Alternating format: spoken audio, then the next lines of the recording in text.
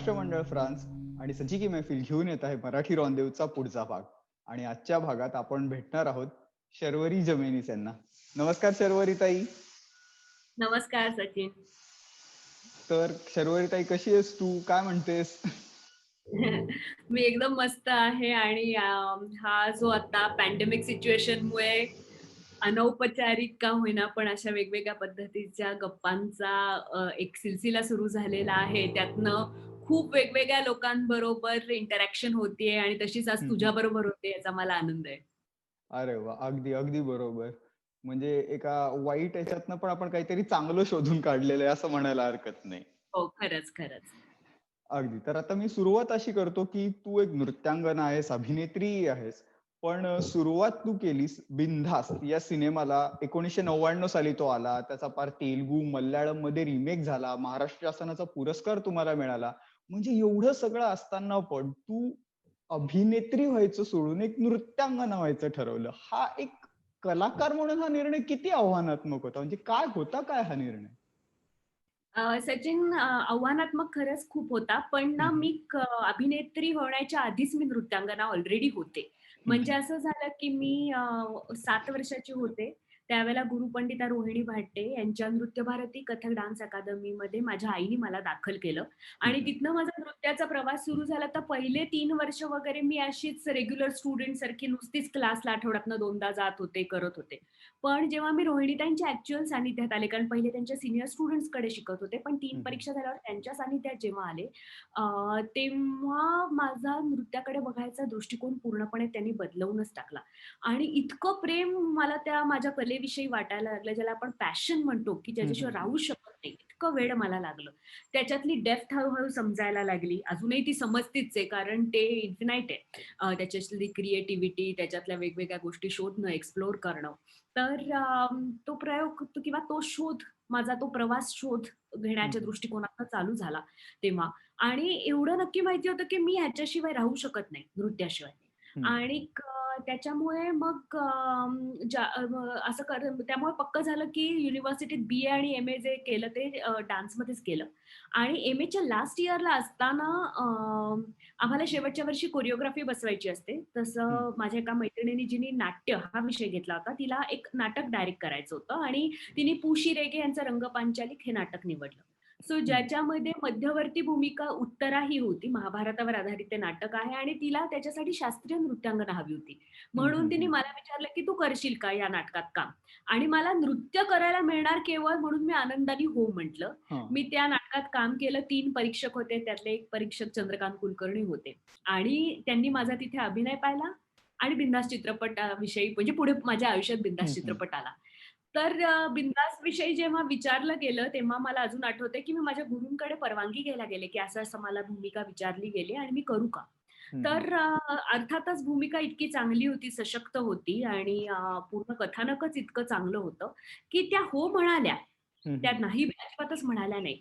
पण हो म्हटल्यावरती कुठेतरी मी ही त्यांच्या डोळ्यामध्ये भीती पाहिली होती, की 10 वर्ष ज्या मुलीवर मेहनत घेतलेली आहे, तर अभिनय हे क्षेत्र असं आहे ना, की ते शास्त्रीय नृत्याच्या तुलनेमध्ये तुम्हाला एका रात्रीत प्रसिद्ध करतं किंवा तिकडे पैसाही खूप जास्त आहे. तर कदाचित आता ही मुलगी आपलं क्षेत्र बदलणार. ही भीती मी त्यांच्या डोळ्यात वाचली होती आणि मग मीच त्यांना असं सांगितलं, "रोहिणीताई, तुम्ही अजिबात काळजी करू नका. नृत्यावर माझं पहिलं प्रेम आहे. अभिनय क्षेत्रात मी वाहवत जाणार नाही. मी मोजक्याच आणि मला ज्या समाधान देतील अशाच भूमिका ह्याच्यापुढेही करीन आणि मुख्य म्हणजे कोणत्याही बाबतीत नृत्याशी कॉम्प्रोमाईज करणार नाही, तडजोड करणार नाही." असं मी त्यांना तेव्हाच सांगितलं होतं आणि ते माझ्या डोक्यात खूप क्लिअर होतं. म्हणजे फक्त माझ्या गुरूंसाठी मी हे केलं का, तर असं नव्हतं. हम्म. मलाच स्वतःला माहिती होतं, की मला कशात सगळ्यात जास्त आनंद आहे आणि तो कुठेतरी सापडणं फार गरजेचं असतं तुम्हाला. कारण तुम्हाला ना खूपदा असं होतं, की वयाची कित्येक वर्ष तुम्ही चाचपडत राहता, की मला हे पण आवडतंय, हे पण आवडतंय, हे पण आवडतंय आणि नक्की काय मग आपल्याला पाहिजे? धड हे नाही होत, धड ते नाही होत. कारण सगळ्यात 100% तुम्ही देऊ शकता असं नसतं. तर बरोबर. मग तुम्हाला ती गोष्ट कळणं फार गरजेचं असतं कुठल्यातरी टप्प्यावर, की नाही, धिस इज इट, की मला हेच हवंय आयुष्यात. आणि काय आहे ना, की जेव्हा तुम्ही तेवढे समाधान त्या गोष्टीमध्ये मिळवू शकता ना, जे पैशाच्याही पलीकडचं असतं, प्रसिद्धीच्या पलीकडचं असतं, तर मग तुम्ही ठामपणे पुढे येणाऱ्या मग गोष्टींमध्ये त्याच्याशी फोकस्ड राहू शकता. म्हणजे बरोबर. त्याच्यापुढे बिंदास चित्रपट झाल्यानंतर मला अनेक ऑफर्स आल्या. विशेष करून डेली सोप्सना मी अगदी यांनी नाही म्हणून सांगितलं. ठामपणे नाही सांगितलं. आणि अवंतिका ही दैनंदिन मालिका सगळ्यात पहिल्यांदा मला संजय सुरकरांनी विचारली. त्याच्यातली मध्यवर्ती भूमिका जी मृणालताईंनी केली आणि जी भूमिका अत्यंत गाजली आणि जी हं. मालिका अत्यंत गाजली. तर ती पहिले मध्यवर्ती भूमिका संजय सुरकरांनी मला विचारली होती. पण काय होतं ना, की डेली सोप केलं की तुम्हाला एकतर महिन्यातले 22 दिवस लीड रोल्स जे असतात त्यांना द्यायला लागतात. हं, हं. सकाळी 9 ते रात्री 9 तुमचं शूटिंग चालतं आणि ती दैनंदिन मालिका तुमची जवळ-जवळ 1.5 वर्ष, 2 वर्ष, कधी-कधी तर 3-3, 4-4 वर्ष चालू राहते. तर जर मी असं केलं असतं तर शास्त्रीय नृत्य करायचं असेल तर ही एक कमिटमेंट आहे. कारण ती एक साधना आहे. तर तुम्हाला हं, हं. रोजचा 2-3 तासाचा रियाज करणं कंपल्सरी आहे. तो जर नसेल तर तुम्ही त्याच्यात राहूच शकत नाही. तुम्ही स्टेजवर म्युझिशियन्स बरोबर परफॉर्मन्स देऊच शकत नाही. तुमच्यात तेवढा स्टॅमिनाच राहू शकत नाही. सो मला असं वाटलं, की मी जर डेली सोप केली असती, तर मी घराघरात पोहोचले असते. पण मी माझ्या नृत्यापासून लांब गेले असते. हं, हं. आणि मला रात्रीची झोप नक्की लागली नसती. कुठेतरी रोज रात्री झोपताना मला ही खंत वाटली असती, की जी गोष्ट मला सगळ्यात प्रिय होती, त्याच्यापासून मी लांब चालली.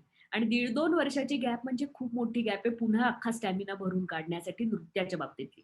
हं, म्हणजे हं. 2 वर्ष बाबा टेलिस्कोप केली आणि पुन्हा आता नृत्याकडे वळले आणि पुन्हा जोमानी सुरू केलं. तर ते जोमानी सुरू करायला सुद्धा पुढे पुन्हा स्टॅमिना कमवायला मला 1 वर्ष गेलं असतं आणि एवढी 3 वर्षाची गॅप मला नको होती. सो त्यामुळे माझं जर ठाम त्या बाबतीत मी अतिशय होते, की मला दैनंदिन मालिका करायची नाही आणि तिथपासून आत्तापर्यंत जवळ त्या गोष्टीला आता 15-20 वर्ष झाली. तर मी त्याच्यानंतर असंख्य दैनंदिन मालिकांच्या मध्यवर्ती भूमिका मला विचारल्या. पण मी हं. ठामपणे नाहीच सांगितलं. तर हा निर्णय मी घेऊ शकले कारण मला वाटतं, की माझ्या गुरूंनी माझ्यामध्ये नृत्याविषयीचं प्रेम कुठेतरी एवढं रुजवलं, हं, हं. की मला एकदम असं ज्याला म्हणतो ना, की दृष्टी क्लिअर होणं, की नाही मला काय करायचं हे मला कळलेलं आहे आयुष्यात. सो असं खूप कमी वेळा कमी जणांना पटकन सापडतं, पण ते माझ्या गुरूंच्या कृपेने मला सापडलं. अरे, अगदी बरोबर, अगदी बरोबर. म्हणजे कुठेतरी समाधान ही गोष्ट आपल्या कलेतून जी मिळते, त्याच्यासाठी हा निर्णय घेण्यात आलेला होता, की हीच गोष्ट मला आवडतीये, ही गोष्ट कळलेली होती त्यामुळे तसंच काम करण्यात आलं. आता तू रियाजाविषयी बोललीस, तर कथ्थक याला पण रियाज आवश्यक असतो. 2-3 तास रियाज तुला द्यावा लागतो. मग आता हे कोविड वगैरे सिच्युएशनमध्ये सगळेच जण घरी होते. अशा वेळेला घरातच कसा रियाज करत होतीस तू? कसं मॅनेज केलंस हे? अ, खूप चांगला प्रश्न आहे सचिन. कारण काय झालं सांगते, की मध्ये मार्च साधारण 13-14 कडे मी हं, हं. प्रचंड बिझी होते. कारण ना 19 आणि 20 तारखेला युनिव्हर्सिटीमध्ये, पुणे युनिव्हर्सिटीमध्ये एक ना पहिल्यांदाच साइट कोरिओग्राफी ओरिएंटेड थीम आम्हाला दिली होती गुरु शमा भाटे यांनी आणि हं, त्याच्यावरती हं. मी माझ्या मुलींबरोबर, माझ्या स्टुडंट्स बरोबर कोरिओग्राफी करणार होते. साइट कोरिओग्राफी म्हणजे युनिव्हर्सिटीमध्ये एक मार्बल हॉल आहे, ज्याला 24 पिलर्स आहेत हं, हं. आणि ते पिलर्सच तुमचा प्रॉप वापरून तुम्ही कोरिओग्राफी करायची. म्हणजे अरे वाह! नेहमीसारखं स्टेज नाहीये. तुम्हाला असे मध्ये-मध्ये पिलर्स आहेत. तर तुम्ही कशी हां, हां, हां. कोरिओग्राफी कराल? डान्स कसा बसवाल? आणि हाईड अँड सीक हीच थीम होती. सो त्याचं काम 13 तारखेपर्यंत कारण 13 पर्यंत आम्हाला सांगितलं होतं, "नाही, आपलं जे आहे ते एज्युकेशनल करिक्युलममध्येच येतं. त्यामुळे आपला शो काही झालं तरी होणार." बाकी सगळीकडे लोकांनी नाही, नाही करायला सुरुवात केलेली हं, हं, होती हं, हं. तोपर्यंत. आम्ही 10 वेळा विचारलं, की "आम्ही एवढी मेहनत करतो, म्युझिक बनवतोय, कॉस्ट्यूम्स बनतायत, तर होणार आहे ना आमचा शो?" सो सगळ्यांनी सांगितलं, "नाही, नाही, एज्युकेशनल करिक्युलम 19 तारखेपर्यंत आपलं तो हे चालणार आहे, युनिव्हर्सिटीचं जे असतं हां, ते हां. आणि 19 नंतर बंद करणार आहोत आपण. सो काहीच प्रॉब्लेम नाही, आपलं होणारच आहे शो."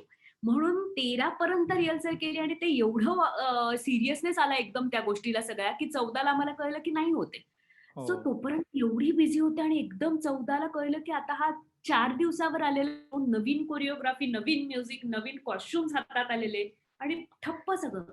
काहीच नाही. सो त्याच्यानंतर 2-3 दिवस तर गेले, पण 15-16 तारखेकडे मी नेहमीप्रमाणे मी ठरवलं, की आता तर रियाज सुरू करायला पाहिजे पुन्हा आणि माझ्या रूममध्ये 5:30 वाजता मी रियाज सुरू केला. घुंगरू हं, पण हं. बांधले नव्हते आणि फुटवर्क सुरू केलं आणि आमच्या सोसायटीचे सेक्रेटरी आले आणि बेल वाजवली त्यांनी आणि त्यांनी सांगितलं, की "सॉरी, एरवी आम्ही फार काही म्हणत नाही, पण आता काय आहे ना, पॅन्डेमिक सिच्युएशनमुळे सगळीच जण घरात आहेत. तर तुमच्या खाली राहणारे पण घरात आहेत. ते एरवी जॉबला जातात किंवा काय असं दिवसभर त्यांना कळत हं, नाही. हं. तर प्लीज व्हायब्रेशनचा त्यांना त्रास होतोय कारण मी 4थ्या मजल्यावर राहते. हं, हं. तर प्लीज डान्स करू नका. मला रडायलाच यायला लागलं त्या क्षणाला. म्हटलं डान्स करू नका हे असं सिच्युएशन किती दिवस अजून चालू राहील काही कल्पना नाही.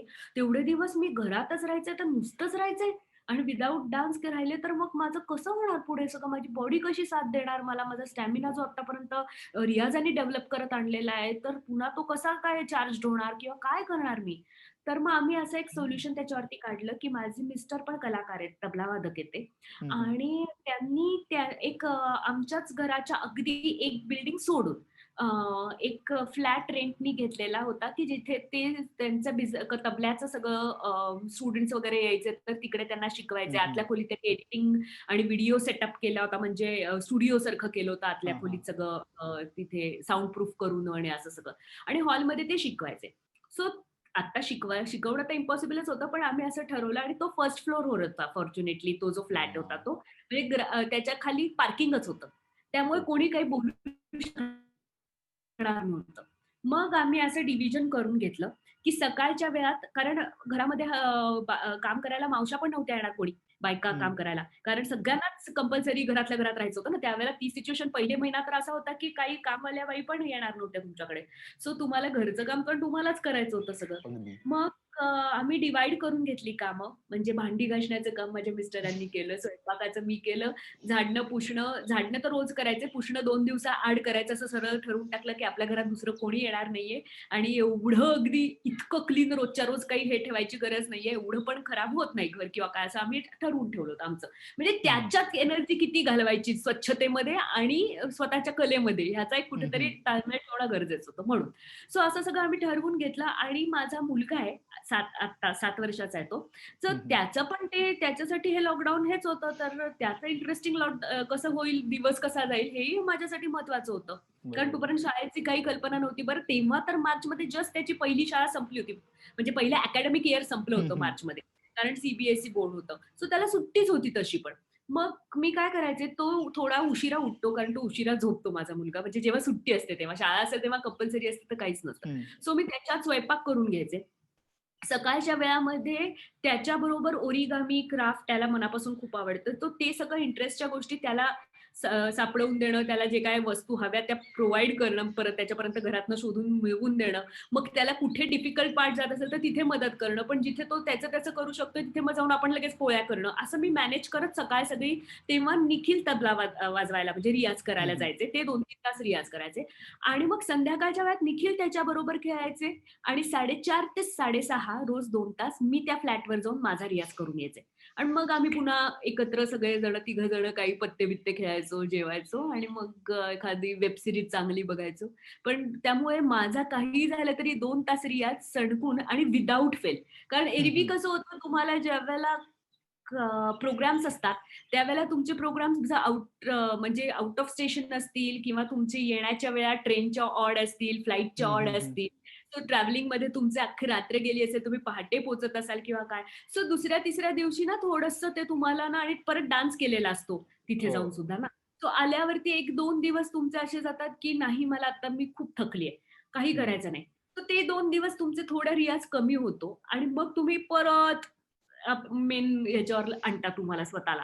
तर इथे तसंही नव्हतं विथआऊट फेल म्हणजे खरंच 2 महिने एकदाही ब्रेक न होता रोजच्या रोज 2 तास रियाज झाला. घुंगरू बांधून झाला तो इनफॅक्ट हा जास्त चांगला रियाज झाला असं मला वाटतं. आणि दुसरं असं ना, की समोर एक पण टार्गेट नसल्यामुळे, की हं, बाबा हं. मला इथे हा कॉर्पोरेट शो करायचा आहे, त्यांची ती थीम आहे. इथे मला ह्या महोत्सवात नाचायचंय, तिथे माझं बजेट एवढं तर मला एवढ्या मुलींबरोबर एवढं करायचंय. आता तिथे सपोज होळी जवळ आली आहे, होळीचं सीझन आहे, तर मग मला एखादी होळी नवीन करायची किंवा काय. असं समोर काहीच टार्गेट नाही, कारण काही हं, हं, हं. प्रोग्राम्सच नसल्या कारणाने रियाजामध्ये मी एकदम माझ्या रूट्सनं जाऊ शकले. म्हणजे माझे दोन्ही पाय इक्वल वाजतायत ना, राइट अँड लेफ्ट जे तुम्हाला बघायला एरवी वेळ मिळत नाही. तुमच्या समोर सारखे एम्स असतात. ते तुम्हाला कंप्लीट करायचे असतात. ती टार्गेट्सपर्यंत त्या पोहोचायचं असतं. वेगळीच थीम, वेगळंच सगळ्या गोष्टी चालू असतात. सो बेसिक्सला जाऊन माझे फुटवर्क करताना पाय दोन्ही इक्वल वाजतायत का? चक्कर करताना हात खाली नाही ना पडत आहेत, एनर्जी तेवढीच राहतेय ना? मी चक्कर अजून फास्ट घेऊ शकते का? आज जर मी 70च्या स्पीडला केली, तर उद्या मी 80च्या स्पीडला करू शकते का? सो ह्या बेसिक छोट्या गोष्टी आहेत, की ज्या बॉडीला प्युरिफिकेशन म्हणतो आपण हं, ज्याला, हं. तसं डान्सच्या बाबतीतलं. सो ह्याच्याकडे लक्ष द्यायला वेळ मिळालेला नसतो एरवी तुम्ही थीमवर काम करत असता कुठल्या किंवा काय असं तेव्हा.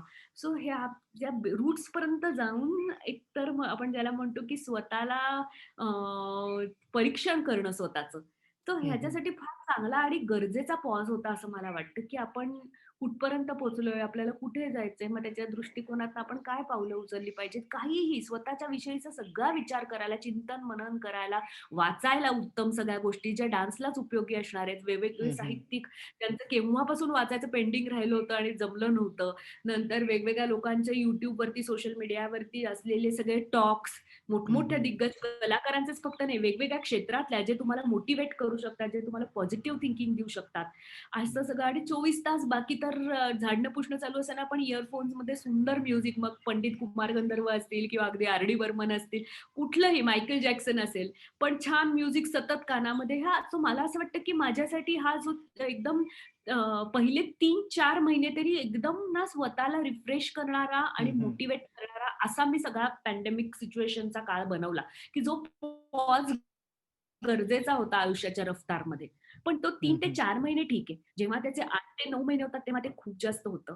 आणि आता आम्हाला स्वतःला खूप असं वाटतं, आता रिसेंटली फॉर्च्युनेटली ह्या वर्षाची सुरुवात हं, हं. 2021 ची सुरुवात मी जळगावला 2 तारखेला परफॉर्म करून आले माझ्या हां, हां. मुलींबरोबर आणि खूपच चांगली सुरुवात त्यामुळे या वर्षाची माझी झाली आणि स्टँडिंग ओव्हेशन मिळालं आणि टाळ्या थांबतच नव्हत्या. तर मी माईकवर मुलींना असं म्हटलं, की प्लीज ह्या टाळ्यांची गुंज जी आहे ती हं. तुमच्या कानात साठवून घ्या. कारण पुन्हा एकदा कधी आपल्याला ही टाळ्या ऐकायला मिळतील ह्याची अजून शाश्वती नाही. कारण खरं अजून आहे. सगळं सुरळीत झालेलं नाहीये. तो एक झाला परफॉर्मन्स, पण पुढे काय? असं काय ओळीने आता परत सगळं सुरळीत झालंय तर ठपाठप पुढे मला परफॉर्मन्सेस दिसतात असं नाहीये. हं, अजून हं. पुढे हळू घडणार आहे. आता हळू व्हायला लागलंय असं लोकं म्हणतायत. असं इथपर्यंतच आहे. पण हं, अजून हं. तसं फुल स्पेशली थिएटर एंटरटेनमेंट ही गोष्ट कसं होतं, की तुमच्या ह्याच्यामध्ये काय म्हणू आपण प्रेफरन्समध्ये सगळ्यात शेवटी येते ना. म्हणजे मुळात बेसिक फूड, शेल्टर आणि हे पहिले अन्न, वस्त्र, निवारा 3 मूलभूत गरजा संपल्या, बरोबर. की मग लोकं मनोरंजन किंवा काय ह्याच्याकडे बघतात. सो त्यामुळे ह्याला तसं पण एवढं सिरियसली घेतलं गेलं नाही.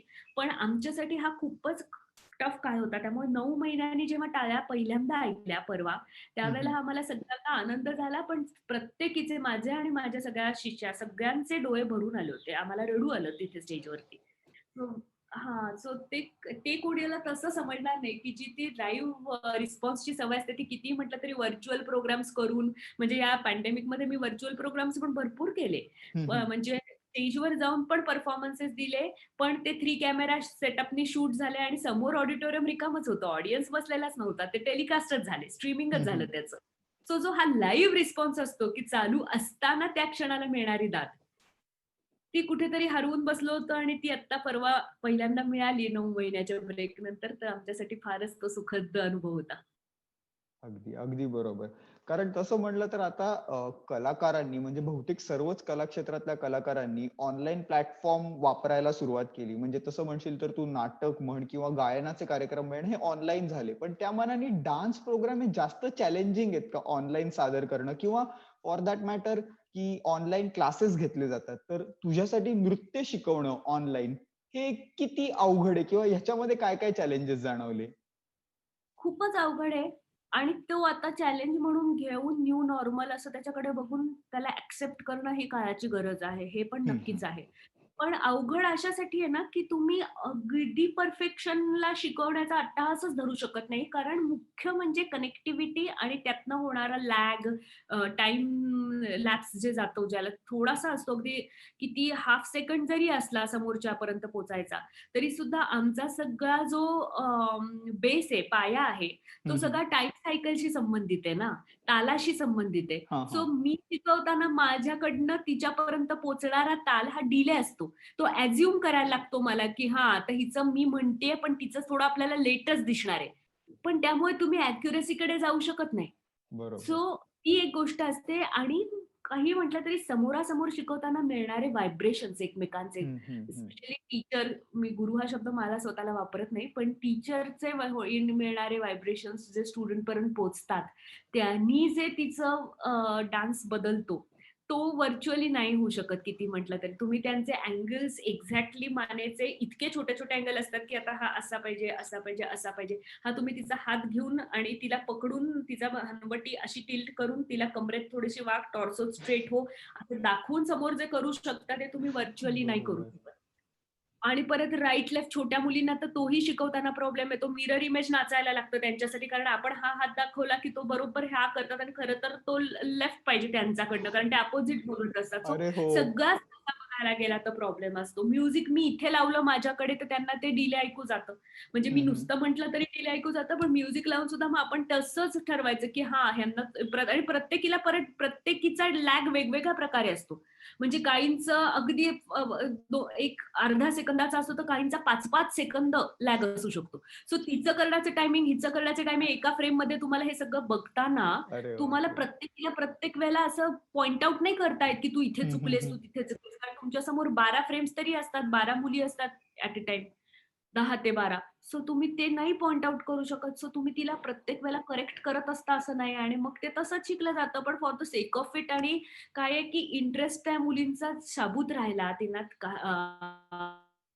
अगदीच मोठीच्या मोठी गॅप न जाऊ देता, चॅलेंजिंग त्यांना कसं वाटत राहील हे आमच्यासाठी महत्वाचं आहे, की असं व्हर्चुअली ठेवून सुद्धा त्यांना त्याच्यामध्ये दरवेळेला नवीन काहीतरी करायला देणं. मग आपण ते बघणं, मग एकेकीचं बघणं आणि मग सांगायचं, की मी विंडो मोठी करणार आहे तिची, तर मला सगळ्यांनी तशीच करा आणि मग बघूया ती कशी नाचते. मग तिला ते जरा असं वाटतं, की हो नाही मी केलं पाहिजे मग असं किंवा काहीतरी टास्क देत राहणं सारखं. हां, असं हां. करणं फार गरजेचं आहे, की त्यांना त्याच्याशी कनेक्टेड ठेवणं डान्सशी संबंधित. पण खरं बघायला गेलं तर त्याला काय म्हणजे मला स्वतःला असं ते शिकवण्याचं समाधान व्हर्चुअल क्लासेस देत नाहीत.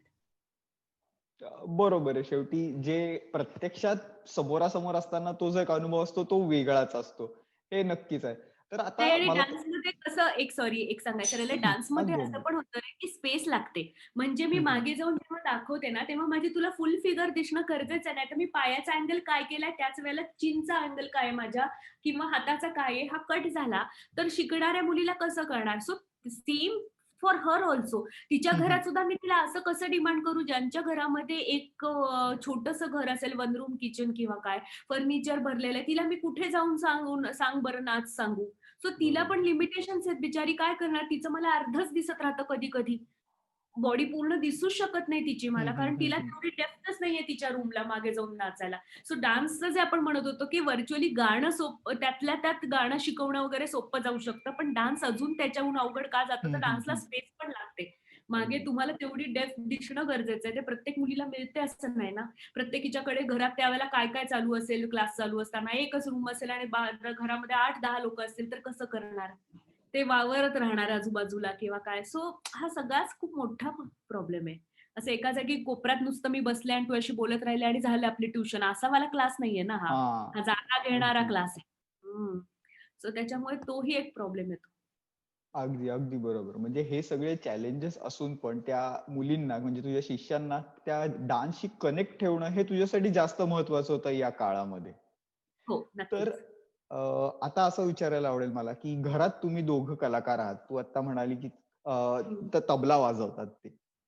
तर असं होतं का, की तुमचा रियाज म्हणजेच आधी कधी एकत्र रियाज करताना मैफिल जमल्यासारखंच असायचं का? म्हणजे एका बाजूला तबला चालू आहे, एकीकडे डान्स चालू आहे. अशी अशी कधी रियाजाची मैफिल जमवली आहे का? हो, अशी आम्ही पूर्वी तर खूपच केलेली आहे. पण आता असं झालंय, की अ, जेव्हा आम्ही आता विचार करतो, तर हं, प्रोग्राम्स हं. जवळ आले आणि त्याची आणि माझी डेट जर मॅच होत असेल, कारण तो राहुल देशपांडे आणि महेश काळे यांना पण बरेचदा साथ करत असतो. हं, हं. त्यामुळे माझ्यापेक्षा जास्त त्याच्या डेट्स आधीच गेलेल्या असतात, कारण ती लोकं खूप बिझी आहेत दोघंही गायक. तर हो. त्याच्यामुळे मग आमची जर मॅच होणार असेल डेट आणि आम्ही करणार असू कुठला प्रोग्राम, तर आम्ही वेगळं काहीतरी देण्याचा कायम प्रयत्न करतो. तर त्यानिमित्ताने आम्ही घरी खूप वेगवेगळे विचार पण करतो. पण अपार्ट फ्रॉम दॅट मला स्वतःला काही जर काही नवीन सुचलं, हं, तर हं, हं. ते त्याच्यासमोरच घडतं असं नाही. मी माझं तालवाद्यावरती मी माझा रियाज करते, तो नगमा मशीन लावून करते. तो त्याचा रियाज त्याच्या नगम्यावरती आणि ह्याच्यावर करतो. पण ते झाल्यावरती कसं झालंय याचा फीडबॅक किंवा क्रिटिकली त्याच्याकडे हं, बघणं हं. असेल किंवा अप्रिशिएट करणं असेल. पण एक कायम दोघं एकमेकांना आमची कला दाखवत राहतो. आणि हं, हं, हं. त्याच्यातनं आमचं बऱ्याचपैकी गिव्ह अँड टेक होऊन काय म्हणू आपण आम्ही रिफाईन्ड होतो असं मला वाटतं, की तो पण मला त्याच्यातले बारकावे सांगतो. नाही मला वाटतं ह्या जागी तुझी ही बंदिश चांगली झाली आहे, पण एंडकडे जाताना त्याचं हे नाहीये. मग तू अजून थोडा असा विचार करून बघतेस का? असं करून बघतेस का? वगैरे असं मग त्यांनी पण वाजवल्यानंतर मला असं कधी जर काही वाटलं तर मी त्याला सांगते. तर असं आमच्यात खूप होतं. म्हणजे आम्ही आमचेच रियाज करतो. दरवेळेला आम्ही एकत्र रियाज नाही करत. हं, आमचे हं. मॅटर्स वेगवेगळे असतात. तबल्याला काय रियाज करायचा म्हणजे त्याचा रियाज होत नाही ना. माझ्याबरोबर डान्स करताना कसं त्याला माझ्या बंदिशीच वाजवायला लागतात. मी ज्या बरोबर. नाचणार असेल त्या किंवा नुसता ठेका धरायला लागतो एवढंच होतं. पण त्याच्या व्यतिरिक्त सोलो तबला आर्टिस्ट म्हणून खूप गोष्टी असतात ना आणि त्यांचा हात चालण्याच्या दृष्टीने, वेगवेगळ्या लयीत करण्याच्या दृष्टीने किंवा काय त्यांच्या खूप असतं. सो आम्ही तसं अदरवाईज नुसतं कधीतरी सुरू होतो. म्हणजे तो एखादा ठेका लावतो आणि मला म्हणतो, की चल आता काय म्हणू आपण स्पॉन्टेनियस उपज ज्याला म्हणतो आम्ही. हं, सो हं, हं. तसं सुरू करूया. मग तो काहीतरी वाजवतो, मग तो छंद नुसता ऐकायचा, मग मी पायातनं काढायचा, असं करतोच कधी-कधी. पण रोजचा रियाज तो असा म्हणून आम्ही बघत हं, नाही हं. त्याच्याकडे. पण नक्की रोज जे काही घडलंय ते रात्री आम्ही एकमेकांशी डिस्कस करतो आणि नवीन काही सुचलं असेल तर त्याच्यावर एकमेकांचे सल्ले नक्की घेतो. बरोबर. म्हणजे हे कलाकारच घरात असल्यामुळे हे जे गिव्ह अँड टेक तू म्हणाली त्याने दोन्हीही कलाकार प्रगल्भ होत आहेत. दोघांच्या कलेमध्ये वृद्धी होती असं आपल्याला म्हणता येईल. हो, नक्कीच. आता मला एक थोडासा वेगळा प्रश्न विचारायला आवडेल. ते म्हणजे फ्युजन डान्स. आजकाल डान्स शो म्हण किंवा विविध महोत्सवात म्हण, एक कथ्थक किंवा जे एक ट्रेडिशनल नृत्य प्रकार आहे, तो आणि पाश्चिमात्य नृत्य प्रकार एकत्र करून फ्युजन डान्स आजकाल सादर केले जात आहेत. तर त्याविषयी तुझं काय मत आहे? त्याच्याकडे तू कसं बघतेस? अ, खूप सर्रास फ्युजन हा शब्द वापरला जातो हं, हं. आणि कसंही मॅच केलं जातं. सो मला असं वाटतं, की नेहमी फ्युजन हे जेव्हा 2 कुठल्यातरी वेगवेगळ्या शैली एकत्र येतात, तेव्हा जेव्हा घडतं, तेव्हा त्या शैली एकमेकांसाठीच बनल्या होत्या किंवा एवढ्या कॉम्प्लिमेंटरी होत्या एकमेकांना, हं, हं. असं वाटण्यासारखं झालं तर ते खरं फ्युजन. बरोबर. नाहीतर मग काय होतं, की करायचंच ठरवलं तर ते कशावरही काहीही गोष्टी घडूच शकतात आपल्या.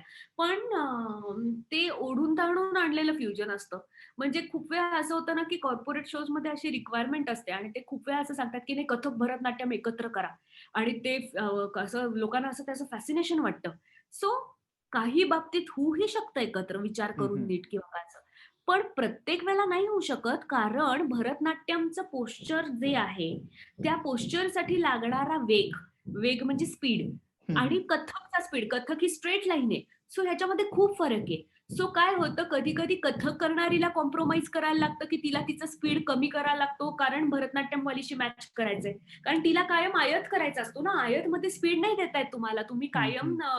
म्हणजे तिच्या पायांचं जे पोश्चर झालेलं असतं, सो त्या ज्या ह्याच्यामध्ये तुम्हाला स्पीड नाही देता येत. तुम्हाला मूव्हमेंट्स करताना. पण तीच त्या शैलीची काय म्हणू आपण वैशिष्ट्य आहे त्याचं, हां, सौंदर्य हां. आहे त्याच्यात. तर तुम्ही तो स्पीड सोडायचा म्हणून ती असं तिचा आयत सोडून स्ट्रेट लाईनमध्ये नाही ना नाचू शकत फास्ट.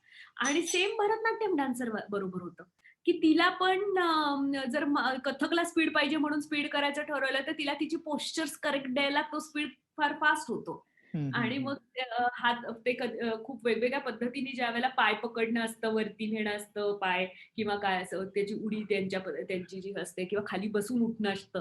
हे तिच्यासाठी खूप फास्ट होतं आमच्या स्पीडला. सो मला नेहमी वाटतं, की त्या शैलीची ती सौंदर्य आहेत हं, आणि हं, ती हं. प्रत्येक वेळेलाच एकत्र येऊन प्रत्येक गाण्यावरती किंवा ह्याच्यावर मॅच नाही होऊ शकत. हं, हं, सो हं. ते मी म्हटलं तसं, की 2 कुठल्याही गोष्टी जेव्हा एकमेकांना कॉम्प्लिमेंट येतात आणि मग ते बघितल्यावर असं वाटतं, की अरे हे ह्याच्याचसाठी ही बनलं होतं आणि ते पण त्याच्याचसाठी बनलं होतं. तर ते फ्युजन चांगलं फ्युजन आपण म्हणू शकतो. ते एवढे जेल व्हायला पाहिजे एकमेकांच्यात ती केमिस्ट्री जशी दिसली पाहिजे. हं, तर हं. तर ते फ्युजन असतं. आजकाल तर खूप आपण बघतो म्हणजे फ्युजन कुठल्याही पद्धतीत होऊ शकतं. म्हणजे मी एक जेव्हा नच बलिये मराठी होता कार्यक्रम त्याची मी जज होते. आणि तेव्हा जेव्हा मी बघायचे, तेव्हा मी त्यांना पहिले सांगायचे, की तुम्ही जर गाणं वापरणार असाल, हं, तर हं. तुम्ही पूर्णपणे त्याच्या साहित्याला न्याय दिला पाहिजे.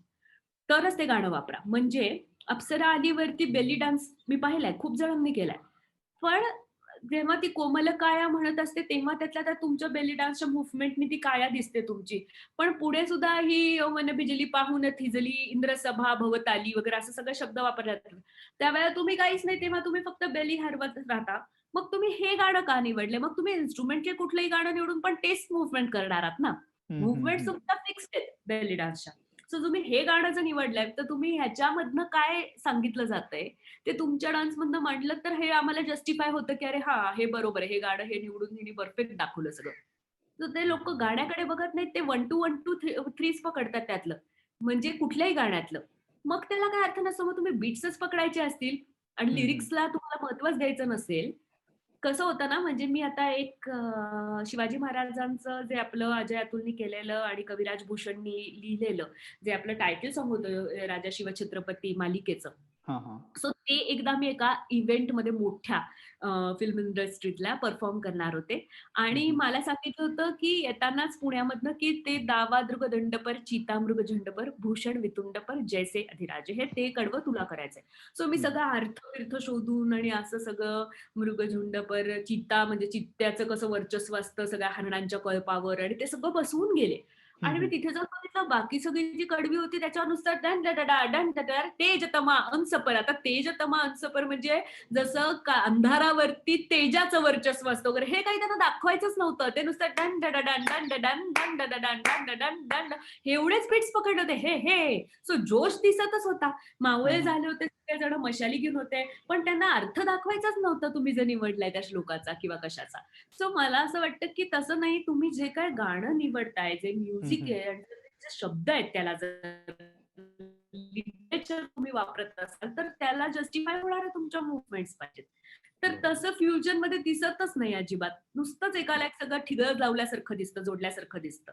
सो तर त्या फ्युजनला मी फ्युजन नाही म्हणणार, पण कधी-कधी फार सुंदर फ्युजन होतात. म्हणजे आता आपण साधं हे बघूया ना, आता आफरीन आफरीन सपोज गाणं आहे. हं, तर हं. नुसरत फतेह अली खान साहेबांचं. आता ते फ्युजनच आहे. त्यांनी बाकी सगळी रागदारी जी केली ती क्लासिकल केली. मागे सगळं वेस्टर्न पर्कशन आहे आणि तुम्हाला ते डेझर्ट आणि ह्याच्यातला फील देतं कुठेतरी. हं, हं. पण इतकं सुंदर फ्युजन झालंय ते, की त्याच्यामध्ये एकतर पाकिस्तानी सगळं त्यांचं गाण्याचा ढंग किंवा काय असा हां, थोडासा हां. उर्दू भाषा सगळी आणि त्या सगळ्या ह्याच्यामध्ये म्युझिकला वेस्टर्न एक सिम्फनी येऊन जाते. पण ते सगळं इतकं कमाल जेल झालंय, की तुम्हाला ते असं वेगळं नाही काढता येत एकमेकातनं. सो अशी फ्युजन्स पण आहेत ना आपल्याकडे, जी सुंदर आहेत आणि जी खरंच मी म्हटलं तसं, की वेगळी नाही काढता येत, ती खरी हं, हं. फ्युजन्स. ठिगळं लावल्यासारखी हे आणि हे एकत्र केलंय आणि मग त्याचा काही त्याच्याला संबंध नाही. तर असे आजकाल खूपच लोकं करतात, पण त्याचा एवढे सिरियसली विचार नाही करत घेताना, की आपण का घेतलं हे स्वतःलाच पहिले विचारलं पाहिजे, की मला का हेच गाणं का पाहिजे होतं आणि मग माझ्या या शैलीसाठी हे गाणं का मी निवडलं असेल? तर मला ह्याच्यातनं काय बेनिफिट मिळणार आहे, हं, की हं, म्हणजे हं. हे गाणं निवडल्यामुळे, की मला बाबा वेगळं बॉडी लँग्वेज एक्सप्लोर करायला मिळते, व्होकॅब्युलरी डान्सची नवीन मिळते म्हणून मी हे गाणं एक्सप्लोर करतेय. का काय? म्हणजे हे तुम्ही स्वतःलाच असे प्रश्न विचारले, की आपोआप तुम्हाला उत्तरं सापडतात आणि मग तुम्हाला जर ते जस्टिफाय झालं असेल ना एकदा, तर ते लोकांना पण होतं आणि मग ते खरं फ्युजन वाटतं. खरंय, बरोबर आहे. म्हणजे नुसता ठेका नाही तर त्या गाण्यातले शब्दही तेवढेच महत्वाचे आहेत, हे लक्षात घेतलं पाहिजे फ्युजन करताना. हो. तर आता मला असं विचारायला आवडेल, की तू भारतात जसे शो केलेस, भारतात असंख्य काम करतेस, जसं तू भारताबाहेर युरोपमध्येही येऊन गेलीस, फ्रान्समध्येही तू येऊन गेलीस, तर त्या भेटीविषयी काय सांगशील? अ, खरं सांगायचं ना तर भारतापेक्षा सुद्धा भारताच्या बाहेर जेवढं अप्रिशिएट होतं ना हं, हं. शास्त्रीय नृत्य हां. हं, हं. बाकीच्या बाबतीतलं ठीक आहे म्हणजे हिंदी चित्रपटसृष्टी मला बॉलिवूड हा शब्द नाही आवडत. सो हिंदी चित्रपटसृष्टीतल्या गाण्यांविषयी वगैरे पण क्रेज असतेच. पण भारतात शास्त्रीयला जेवढा रिस्पेक्ट म्हणावा तेवढा मिळत नाही. पण भारताच्या बाहेर भारत माहिती तो त्याच्या या सगळ्या शास्त्रीय कलांसाठीच असं मला वाटतं आणि खूप जास्त रिस्पॉन्स मला कायमच असं जाणवलेलं आहे, की मी जेव्हा ज्या वेळेला भारताच्या बाहेर गेलीये माझ्या कॉन्सर्टसाठी, तेव्हा लोकांनी खूप छान बघितल्यात त्या आणि कमाल रिस्पॉन्स मिळाला. म्हणजे हं, तिथे हं. तर इनफॅक्ट लोकं म्हणतात, की आम्हाला प्लीज फ्युजन वगैरे काही करू नका. आम्हाला प्युअर बघायचंय जे काय असेल ते. इतका तिथे कॉन्ट्रास्ट असतो आणि इथे कॉर्पोरेट शोजना पहिले विचारतात, की फ्युजन आहे का तुमच्याकडे? सो हा खूप मोठा फरक आहे. पण हं, हं. नुसतंच बघायचं असतं असं नाही. मला असं वाटतं, की कारण शास्त्रीय नृत्यामध्ये स्पिरिच्युअलिटी आहे. ते फक्त एंटरटेन करत नाही. It is beyond that. So बरोबर. त्याच्यामुळे कुठेतरी काय होतं, की लोकांना ते बघितल्यानंतर सुद्धा दीर्घकाळ त्यांच्यावरती तो इम्पॅक्ट राहतो, ह्या हं, हं. डान्सचा. आणि तो काय आहे तो शब्दात सांगता येत नाही. That is abstract. पण ते तुम्हाला शांती देऊन जातं ऑडियन्स म्हणून सुद्धा. आणि ते तुम्हाला विचार पण करायला लावतं ऑडियन्स म्हणून. सो ते एंटरटेनमेंटच्या पलीकडे जाणारं असल्यामुळे कुठेतरी ही स्पिरिच्युअलिटी बाहेरच्या देशांमध्ये खूप त्याच्याविषयीचा विचार केला जातो किंवा शोधली जाते किंवा हं, हं. त्याच्या बाबतीत सगळे अलर्ट झालेत, की म्हणजे योगा वगैरेच्याकडे सुद्धा वळतात बाहेरची लोकं, हो. ती तेवढ्याचसाठी असं मला वाटतं आणि खूप जास्त आणि योगा खरं तर भारतातनं पहिल्यापासून आपण बघितलेलं आहे, की त्याचं तिथनं त्याची निर्मिती जास्त सगळ्यात झालेली होती आणि आता सगळेजण आपल्याला दिसतात, की योगा करतात किंवा काय. सो मला वाटतं, की ते कुठेतरी शांत स्वतःला करणं आणि किंवा आतमध्ये शोधणं स्वतःला काहीतरी एक असतं, की जे शब्दात नाही म्हणता येत आणि ते तर तसं ते हं, हं. कुठेतरी फिलॉसॉफिकल गोष्टींशी आमचा डान्स जोडलेला असल्या कारणाने ना की हां, फक्त हां. एंटरटेनमेंट. तो लोकांना बाहेरच्या खूपच अपील होतो. त्यांना मे बी शिवा म्हणजे काय ते माहिती नसेल. म्हणजे हं, हं. शिवा माहितीच असतो. पण म्हणजे आपली जी समर्पणाची भूमिका आहे, तर ती त्यांची टीचर आणि स्टुडंटमध्ये पण नसते ना. हो, हो. गुरु-शिष्य परंपरेमध्ये जी येते, जी गुरुविषयीचं वाटणं असतं, जे फीलिंग असतं, हं, ते हं. टीचरला ॲज गुड ॲज त्यांचा फ्रेंड असल्यासारखंच ट्रीट करतात. ते त्यांच्याशी तसं बोलू शकतात. कुठल्याही गोष्टीवर चर्चा करतात. आपल्याकडे तसं घडत नाही. हं, हं. सो हा जो रिस्पेक्ट किंवा एक आदरयुक्त भीती जी हां, असते हां. आपल्याला आपल्या गुरुची किंवा काय. सो हे फीलिंगच त्यांना माहीत नाहीये. किंवा समर्पण, की गुरूंसाठी काहीही करणं म्हणजे फॉर एक्झाम्पल देवासमोरची सुद्धा भक्ती जी आहे, ते डिव्होशन म्हणजे काय, कशा हं, हं. पद्धतीने मिरेनी केलेलं डिव्होशन असेल ते किंवा काय. सो ह्या सगळ्या गोष्टी त्यांच्यासाठी अशा एकदम वेगळ्या आहेत. आणि ते त्यांना कुठेतरी बघताना कनेक्ट झाल्या जर तेवढी स्ट्रॉंग कलाकार असेल तिथे करणारा परफॉर्म, की जो तो बॉन्ड निर्माण करू शकेल त्यांच्यात आणि आपल्यात. तर मग ते कनेक्ट झालं ना, की त्यांना ते खूपच काहीच्या काही पोहोचतं त्यांच्यापर्यंत. म्हणजे मला साधं उदाहरण आठवते, की मी सिडनीला ओपेरा हाऊसला परफॉर्म केलं होतं आणि मी झाशीच्या राणीचा तिकडे गतभाव केला. गतभाव म्हणजे कथकमधली अशी रचना, की जिकडे लिटरेचर वापरलं जात नाही आणि नुसतं नगमा आणि ठेक्यावरती कुठलीतरी स्टोरी अख्खी डान्सर पोर्ट्रे करते. सो मी हां, अख्खी हां. झाशीची राणीची स्टोरी पोर्ट्रे केली त्याच्यामध्ये. सो मी त्याच्यामध्ये असं दाखवलं, की ते सगळं होतं. ती पहिले ट्रेन करते तिच्या काय म्हणू आपण विमेन सर्व्हंट्सना, की हं, हाऊ हं. टू म्हणजे फोड कशी चालवायची आणि असं सगळं त्यांची बटालियन बनवते. मग त्यांना पाठवते वेगवेगळ्या तुकड्यांमध्ये असं आणि मग ब्रिटिशांशी त्या लढतात. चांगलं एका पॉइंटला चालू असतं आणि तिच्या लक्षात येतं अचानक, की तिचा फोर्ट अख्खा जो आहे त्याला ब्रिटिशांचा वेढा आहे आणि हं, मग हं. ती डिसिजन घेते, की नाही आता मला सोडलंच पाहिजे हे. किल्ला सोडून लढायला बाहेर पडलंच पाहिजे किंवा काय असं आणि मग ती तिच्या घोड्यावरनं उडी मारते. सो मुलाला पाठीला घेऊन हो. असं.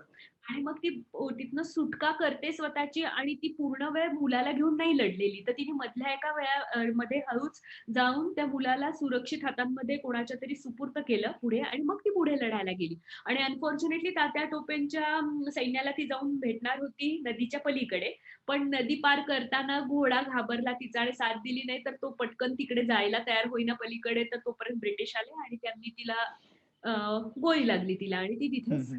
तिची म्हणजे हे झाली. तर असं दाखवताना अ, तिथे ज्या क्षणाला मी असं दाखवलं, की ती बाहेर पडते उडी मारून आणि अशी चाललेली असते आणि एका पॉइंटला ती बाळाला देते आणि बाळाला सुपूर्त करताना मी फक्त शेवटचं बाळाकडे बघितलं, की आता आयुष्यात कधी परत मला बघता येईल, बहुतेक नाहीच येणार आहे. तिला हं, हं. माहितीच होतं, की ते नाही येणार आहे आणि ती त्याचं फक्त मी पांघरून नीट करते त्याच्या ह्याच्यापाशी आणि एका पॉइंटला तिला जो घेऊन आलेला असतो किंवा त्याला सांगते, की जा असं हं. आणि मग मी परत ह्याच्यावर बसते. सो मी हा पॉइंट केला होता आणि तो माझ्या ह्याच्यात असा असा येऊन जातो जस्ट आणि नंतर 2 फॉरेनर बायका आल्या आणि त्या मला म्हणाल्या, की "व्हेन यू परफॉर्म झासी, we literally had tears in our eyes when you gave the baby, when you rescued your baby hmm, hmm. In safe hands and when you were looking at your baby for the last time, we literally had tears in our eyes."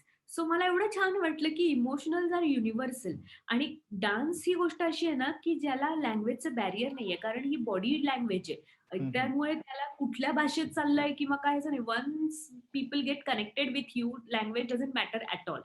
किंवा for that matter classical vocal सुद्धा.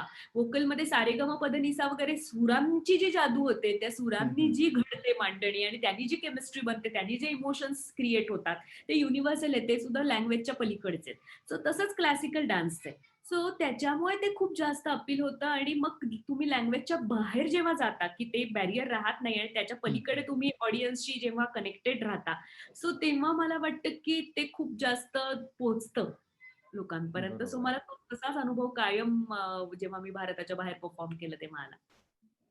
अगदी, अगदी छान. म्हणजे हा खरंच एक audience म्हणूनही जे रिस्पेक्ट असतो कलाकारांसाठी, तो जर वेगळा असेल, तर तो परफॉर्मन्स एका वेगळ्या लेव्हलला जातो. म्हणजे ते जाणवतं तुम्हाला परफॉर्म करताना. तर आता मला असं विचारायला आवडेल, की हा नृत्य शैलीचा हा पुढचा प्रवास याच्याकडे तू कसं बघतेस? आता आत्तापर्यंत एवढा मोठा प्रवास, इतक्या मोठ्या काळापासून ही आलेली एक परंपरा आहे, हा एक वारसा आहे. तर ह्याचा पुढे आता फ्युजन सारखे प्रकार होत आहेत किंवा शास्त्रीय नृत्याकडे थोडंसं बघण्याचं प्रमाण कमी झालेलं आहे. तर अशा वेळेला त्याचा प्रवास कसा असेल पुढे? तू कसं बघतेस याच्याकडे? अ, सचिन नाही, इच्छुक लोकं कमी नाही झालेली. कारण ना क्लासमधल्या मुलींचं प्रमाण खूप वाढलंय हं, हं. आणि म्हणजे पेरेंट्स रादर ज्याला आपण म्हणू की सुजाण झालेले आहेत अशा बाबतीत, की त्यांना वाटतं की आपल्या मुलांनी शास्त्रीय नृत्य शिकावं. आपल्या मुलींनी रादर मुलांना वाटणारे खूप कमी आहेत अजून. पण तरी मुलींनी शिकावं असं वाटणारे खूप आहेत आणि पुण्यामध्येच त्याचं खूप उदाहरण आहे की ह्या गल्लीत जर क्लास असेल तर त्याच्या पुढच्या गल्लीत दुसऱ्यांचा क्लास असतो. पण या गल्लीतही 60 मुली आहेत आणि त्या गल्लीतही 60 मुली शिकतायत अरे. सो हं. आमच्याकडे तू पुण्यात पाहिलंस तर एकदम कल्चर डान्स, क्लासिकल डान्सेससाठी एकदम शिकण्याच्या दृष्टीने फार चांगलं आहे. आणि हं, असं हं. प्रत्येक आत्ताच्या पेरेंट्सना वाटतं, की मुलांनी शिकावं आणि तिने त्याच्यात करियर केलं तरी त्यांना प्रॉब्लेम नाहीये. करियरच्या वेगवेगळ्या वाटा आहेत आता. सो मला वाटतं, की त्याच्यासाठी उलटं इनफॅक्ट माझ्या गुरूंनी ज्या खस्ता खाल्ल्यात किंवा त्यांना ज्याच्यातनं जायला लागलं कारण हं, हं. 1947 साली माझ्या गुरु रोहिणी भाटे यांनी पहिली नृत्य भारती कथक डान्स अकॅडमी जेव्हा पुण्यात स्थापन केली, त्यावेळेला पुण्यातच काय महाराष्ट्रात सुद्धा एकही शास्त्रीय नृत्याची संस्था नव्हती आणि महाराष्ट्राला स्वतःची अशी शास्त्रीय नृत्य शैली नाहीये. हं, महाराष्ट्राला हं. लोकनृत्य आहे लावणी आणि लोकसंगीत, पोवाडा वगैरे असं महाराष्ट्राचं आहे. पण कथ्थक जे आहे हे उत्तर हिंदुस्थानी आहे. दिल्ली, हं. जयपूरकडचं आहे आणि भरतनाट्यम हे दाक्षिणात्य आहे. हं, सो हं. स्वतःची अशी कथ्थक महाराष्ट्राला कुठलीच शैली नाही. तर ही हं, हं. दुसऱ्याकडनं आलेली शैली महाराष्ट्राने आत्मसात केली आणि आज पुण्याचं नाव कथकच्या इतिहासात पहिलं घेतलं जातं. म्हणजे दिल्ली, जयपूरपेक्षा सुद्धा एवढे डान्सर्स आणि एवढं चांगलं काम पुण्यात घडतंय वेगवेगळ्या डान्सर्सकडनं, वेगवेगळ्या इन्स्टिट्यूट्सकडनं, संस्थांकडनं. पण त्यांनी त्यावेळेला खूप त्यांना टीकांना सामोरं जायला लागलं. हं. त्यांना खूप म्हणजे धाडसी पाऊल होतं ते त्या क्षणी. कारण तेव्हा लोकांची नृत्याकडे बघण्याची दृष्टी पण संकुचित होती. की म्हणजे त्यांना असं वाह्यात काहीतरी लोकांसमोर नाचणं, चांगल्या घरातल्या मुली नाचत नाहीत असाच हे होता हं, ना. हं. आणि अशा वेळेला भाटे सारख्या एका प्रतिष्ठित घरातल्या बाईंनी असा क्लास सुरू करणं किंवा काय हे खूप त्यांच्यासाठी एकदम क्रांतीच होती ती. पण त्यांना त्या बरोबर. सगळ्या ह्याच्यातनं सामोरं आमच्यासाठी एकदम मार्ग त्यांनी सुकर करून टाकला आणि खरंच तेवढ्या प्रमाणात आता मुली आमच्या इथे शिकतायत कथक. हं, हं. सो मला बिलकुलच ते कमी झाले असं वाटत नाही.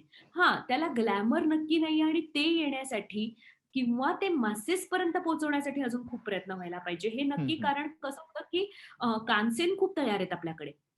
पण नृत्यासाठीचा रसिक अजून एवढ्या प्रमाणात तयार नाही झालेला. कानसेन म्हणजे मला म्हणायचंय, की सगळे संगीत व्होकल ऐकायला, शास्त्रीय संगीत ऐकायला सवाई गंधर्व सारख्या ठिकाणी पुण्यामधला प्रेस्टिजियस महोत्सव आहे, जिथे 4,000 5,000 5,000 लोकं येतातच येतात दरवर्षी किंवा काय. हं. सो अगदी. अशा शास्त्रीय संगीतासाठीचा रसिक तयार झालाय, पण अजून नृत्यासाठीचा एवढा रसिक तयार झाला नाहीये. तर त्या दृष्टिकोनातनं काहीतरी घडणं फार गरजेचं आहे, की मासेसपर्यंत ते छान वाटणं, ते पोहोचणं आणि हं, हं. त्याच्याची आवड निर्माण होणं आणि मग त्यांनी त्याच्यातनं आपणहून अजून पुढे-पुढे कार्यक्रम बघायला लागणं. तर कारण काय होतं आता सुद्धा मुली खूप शिकतायत, पण कार्यक्रम जे होतात ते अॅन्युअल गॅदरिंग्ज होतात, मुलींची गॅदरिंग मी असा शब्द नाही वापरणार, पण संस्थेचा वार्षिक कार्यक्रम होतो. हं, हं. त्याच्यात सगळ्या मुली कथक नाचतात. तेव्हा त्यांचे पेरेंट्स कौतुकाने बघायला आलेले असतात. पण हाच कार्यक्रम जर तिकीट लावून बाहेर कुठेतरी प्रोफेशनल म्हणून लावला, तर बाहेरची लोकं किती तिकीट काढून येतील? बाहेरची इन द सेन्स ज्यांची स्टुडंट नाहीये त्याच्यामध्ये. हं, हं. ज्यांचं काय म्हणू आपण ज्यांची मुलगी किंवा मुलगा शिकत नाहीयेत. पण आम्हाला एक चला आज जाऊया नाटक बघायला आणि गाणं ऐकायला जेवढे जातील तेवढे अजून कोणी असं चला जाऊया अच्छा पेपरमध्ये ॲड बघून क्लासिकलचा कथकचा कार्यक्रम बघायला येतील, की हं, ज्यांचं हं. कोणीच शिकत नाहीये. असं फार कमी अजून. सो बरोबर. ते वाढणं फार गरजेचं आहे. त्याच्यानंतर रिएलिटी शोजमध्ये जो भडीमार पाश्चिमात्य नृत्याचा आहे हं. सगळ्या टीव्हीवरती. सो त्यामुळे आत्ता जी छोटी जनरेशन आहे त्यांना असं वाटतं, की हेच आपलं नृत्य आहे. म्हणजे भारताचंच हे नृत्य आहे. जे बिलकुलच नाहीये कारण पाश्चिमात्य म्हणजे माझं म्हणणं आहे, की मग ते जाईव असेल, चा-चा-चा असेल, त्याच्यानंतर साल्सा असेल किंवा टँगो असेल किंवा ते locking, popping, break dance whatever. So ह्या सगळ्या गोष्टींचा इतका भडीमार आहे आता रिएलिटी शोजमधनं, की रिएलिटी शोजमध्ये अक्षरशः 5% आपल्याला अ, लोकनृत्य सुद्धा बघायला मिळतं. हं. म्हणजे शास्त्रीय नृत्य लांब राहिलं. पण आपल्याकडचं म्हणजे आता सपोज घुमर हे जे एवढं फेमस झालेलं गाणं आहे किंवा पिंगा ग बाई पिंगा वगैरे असं एखाद दुसरं गाणं येतं की ज्याच्यावरती जे भारतीय परंपरा किंवा त्याची संस्कृती दाखवणारं गाणं असतं. कारण ते हं, हं. लोकनृत्याशी संबंधित आहे. मग ते लावणीशी संबंधित असू शकतं किंवा गरबा, दांडियाशी संबंधित असू शकतं, अशा पद्धतीचं. सो असं प्रमाण 5% असतं आणि बाकीचा वेळ आपण सगळे फक्त लिफ्ट्सच बघतो, की इथे स्प्लिट घातली जाते, डोक्यावर घेतलं जातं, कधी खांद्यावर घेतलं जातं, कधी असं फिरवलं जातं, कधी आर्च घातली जाते, कधी स्प्लिट असते. म्हणजे फ्लेक्सिबिलिटी असते. अवघड नाहीये का? तर नाही, असं माझं बिलकुल म्हणणं नाही. व्यवस्थित हं, हं. अवघडच आहे ते नृत्य सुद्धा. पण ते आपलं नृत्य नाहीये. बरोबर. आपल्याकडे प्रेम दाखवायला आपण डोळ्यातनं बोललो तरी प्रेम कळतं. आपल्याला प्रेमासाठी असं तिकडून आणि इकडून पळत आलंय आणि एकदम घट्ट मिठी मारून उचललंच आहे डायरेक्ट आणि मग ती तिकडून तिकडे गेली आहे. मग तिने कार्टविलच घातली आहे. असं प्रेम आपलं नाहीये ना कार्टविलवालं. हं, आपलं इन हं. द सेन्स भारतीय संस्कृतीतलं. बरोबर. तर ते खूप वाढलंय. ते सगळं खूप वाढलंय आता. तर ते मात्र कमी करायला चॅनल्सनी मदत केली पाहिजे, असं मला नेहमी वाटतं. जेन्युइनली वाटतं, की लहान मुलांचे रिएलिटी शोजमध्ये का त्यांनी अप्सरा अलीवर नाचायचं? म्हणजे छोट्या मुलीनी यौवन बिजली पाहून थिजलीवर एक्सप्रेशन द्यायचे आत्ताच. म्हणजे आत्ताच तिने यौवनातलं एक्सप्रेशन दिले, तर तिचं लहानपण तिथेच संपलं. जो इनोसन्स असतो लहानपणातला, तो गेला ना. सो हं. ह्याच्याकडे कोणी गांभीर्याने बघत नाही किंवा पालक पण बघत नाही, की आपल्या मुलांनी आता काय नाचलं पाहिजे. त्यांना वाटतं तिने लावणी करावी, तिने डोळा मारावा, तिने ओठ चावावेत आणि छोटीशी मुलगी असते ती कंबर हलवताना चांगलीच दिसते. गोडच वाटतं. "अय, किती गोड करते," असंच वाटतं. पण त्याचा मागचा गंभीर अर्थ लोकांना कळत नाही, की तिचे मूव्हमेंट्स, तिचे भाव, हावभाव तुम्ही मोठ्यांचे जेव्हा तिला घ्यायला लावता, कारण एक्सप्रेशन कारण गाणं तसं म्हणत असतं, हां, तर हां. तिचं लहानपण संपतं ना तिथेच. हां, सो तो हा विचार होत नाही. तो ह्या दृष्टीने पण विचार करणं फार गरजेचं आहे. अशा ह्यानी मला असं वाटतं, की शास्त्रीय नृत्य एवढे वर्ष तग तग धरून राहिलं, हं, हं. त्याच्या अर्थ त्याचं एवढं ते सशक्त आहे म्हणूनच राहिलं. नाहीतर ते केव्हाच कमी लयास गेलं असतं.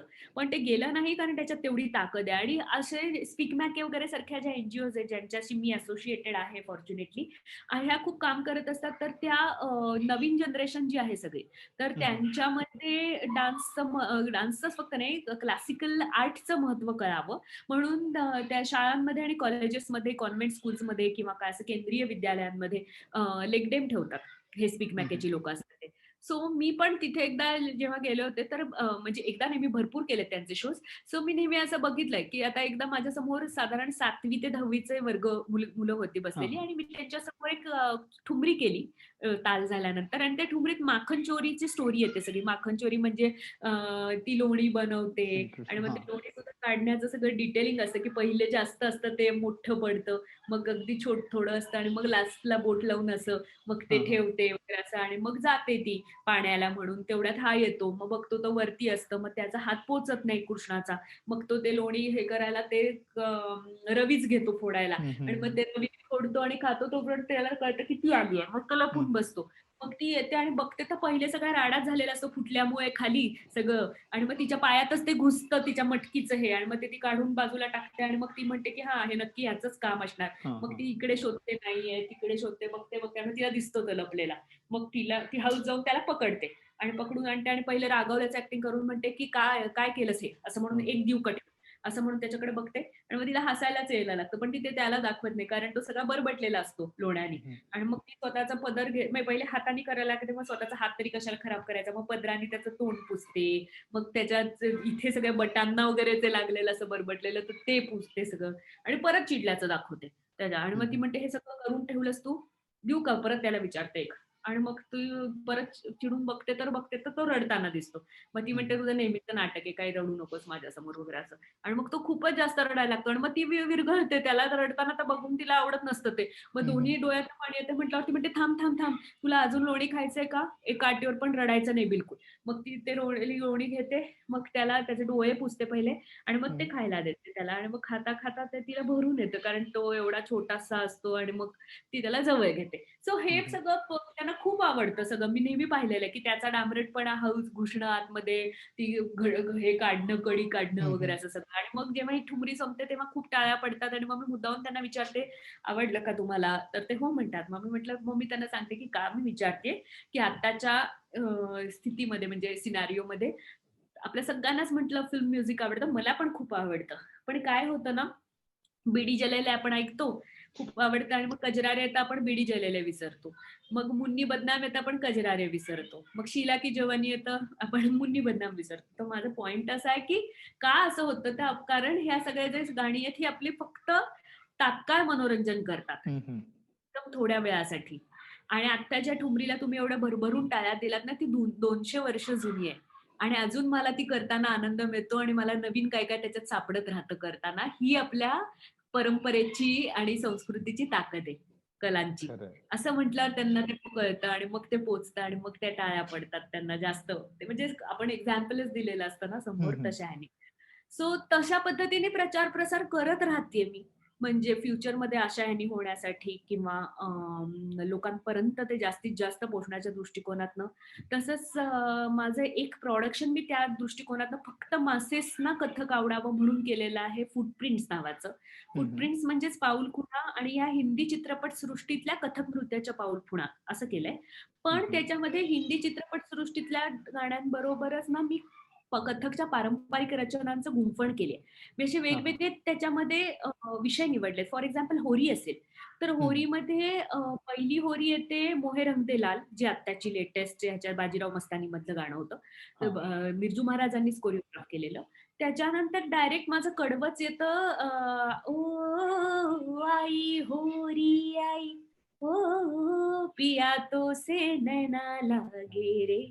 ते कडवं हं, हं. आणि मग त्याला जोडून पंडित कुमारजी गंधर्वांची माझ्या गुरूंनी बसवलेली पारंपरिक रचना तारी दे दे गारी ती येते. जर हं, हं. नुसतं मी माझ्या गुरूंची रचना बघायला या म्हटल्यावर कोणी येत नाही. पण जेव्हा हिंदी चित्रपट सृष्टीतली कथक आहे म्हटल्यावर तिची संबंधित कथक आहे म्हटल्यावर लोकं नॉस्टॅल्जिक व्हायला आवडतं लोकांना सो लोकं येतात. हं, आणि हं. त्यामुळे हे प्रोडक्शन माझं असं आहे की ज्याचे माझे जवळ-जवळ 17-18 शोज झालेत आत्तापर्यंत. अदरवाईज क्लासिकल डान्सचे शोज एखादं प्रोडक्शन घेतलं तर 3 ते 4 शोज होऊन बंद करायला लागतं. पण हे मी असा विचारच केला, की लोकांना नॉस्टॅल्जिक व्हायला आवडतं. कारण एरवी सुद्धा क्लासिकल गाण्याच्या मैफिलीला लोकं जातात. तेव्हा ते बडाख्याल ऐकणारी लोकं 10%च असतात आणि 90% लोकं वाट बघत असतात. कधी एकदा काय म्हणू आपण भजन आणि हे येतंय किंवा बगळ्यांची माळ फुले ऐकू येतंय किंवा काही ह्याची वाट बघत असतात सगळेजण. आणि कुमारजींची निर्गुणी भजनं असतील किंवा आपलं माझे माहेर पंढरी कधी येतंय. हं, हं, हं. आहे वगैरे तिथे. असं सो ते प त्यामुळे तो जो धागा आहे तो मी पकडायचा प्रयत्न केला.